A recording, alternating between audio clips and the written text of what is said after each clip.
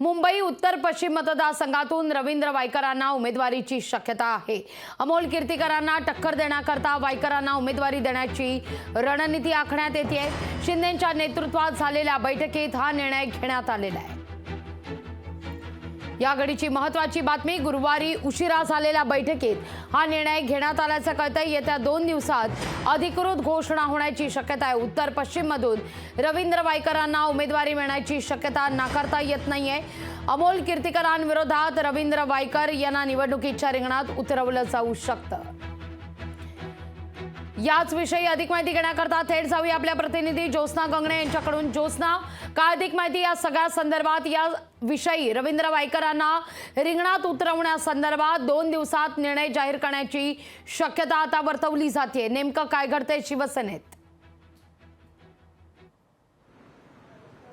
लागवी अगदी बरोबर आहे। आपण बघतोय की शिंदेंच्या शिवसेनेकडून जे आहे ते जवळपास 9 जागा लोकसभेच्या ज्या आहेत त्या घोषणा करण्यात आलेल्या आहे।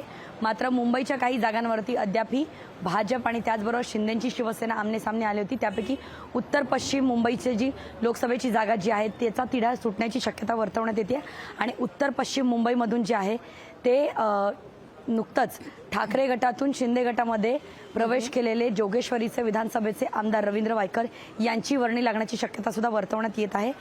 जर रवींद्र वायकर यांचं जर बॅकग्राऊंड सांगायचं झालं, त्यांची पार्श्वभूमी सांगायची झाली तर रवींद्र वायकर जे आहेत ते जोगेश्वरी विधानसभेमधून 3 वेळा सलग आमदार म्हणून निवडून आले होते शिवसेनेचे आणि त्याचबरोबर ते 4 वेळा नगरसेवक म्हणून सुद्धा निवडून आलेले आहेत। त्याचबरोबर मुंबई महानगरपालिकेचं त्यांनी 4 वेळा जे आहे ते स्थायी समिती अध्यक्षपद सुद्धा त्यांनी सांभाळलेलं आहे। त्यामुळे एक अनुभवी आणि त्याचबरोबर मुंबईला जाणणारा आणि जनमानसामध्ये फिरणारा असा एक नेता असलेला रवींद्र वायकर याची त्यांची एक ओळख आहे आणि त्याचमुळे रवींद्र वायकर यांची उत्तर पश्चिम मुंबईतून लोकसभेसाठी वर्णी लागण्याची शक्यता आहे।